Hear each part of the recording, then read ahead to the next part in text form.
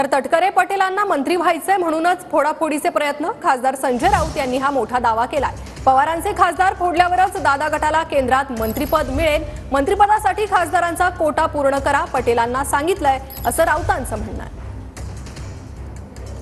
जोपर्यंत खासदार फुटत नाहीत, पवार साहेबांचे खासदार फोडले जात नाहीत, तोपर्यंत अजित पवार गटाला केंद्रामध्ये मंत्रिपद मिळणार नाही। आणि हे मंत्रिपद प्रफुल्ल पटेल यांना हवं आहे। प्रफुल्ल पटेल यांना सांगण्यात आलेलं आहे, जो केंद्रामध्ये मंत्रिपद मिळवण्यासाठी जो कोटा आहे खासदारांचा, तो तुम्ही पूर्ण करा, तो तुम्ही पूर्ण करा। पवार साहेबांच्या गटाचे 6 ते 7 खासदार फोडलेत, तर तुमचा एक खासदार तटकरे आणि हा 6वा किंवा हे 7, हे जेव्हा तुमचा आकडा पूर्ण होईल तेव्हाच प्रफुल्ल पटेल यांना मंत्रिपद मिळेल। कळलं? त्याचा महाराष्ट्राला काही उपयोग नाही आहे, देशाला काहीच उपयोग नाही आहे, किंवा अजित पवारांना उपयोग नसेल। प्रफुल्ल पटेलला मंत्री व्हायचं आहे किंवा सुनील तटकरेंना मंत्री व्हायचं आहे, आणि म्हणून पवार साहेबांचे खासदार फोडण्याचे कसोशीने प्रयत्न सुरू आहेत। पण हा नीच आणि निर्लज्जपणा आहे।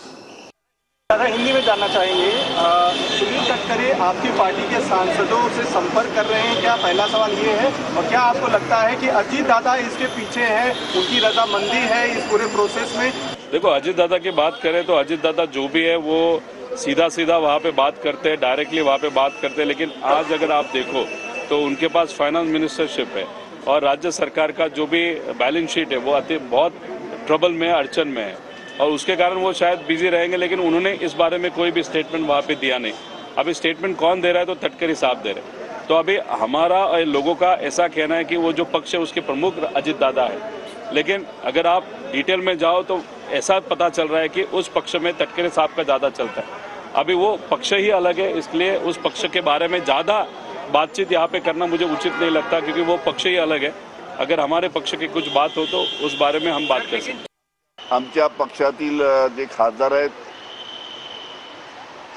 त्यांना कोणी संपर्क करण्याचा प्रश्न येत नाही। सर्व खासदार माननीय पवार साहेबांच्या पाठीमागे आहेत, एक दिलाने आहेत। अनेकदा आमच्या त्यांच्यावर मिटिंग झाल्यानंतर त्यांनी सुद्धा या गोष्टी सांगितल्या आहेत। ठीक आहे, कोणी भेटत असतील, आता लोकसभेमध्ये कोणी भेटतात याचा अर्थ, पण सर्व खासदार जे आहेत आमचे ते पवार साहेबांच्या पाठीमागे सर्व उभे आहेत।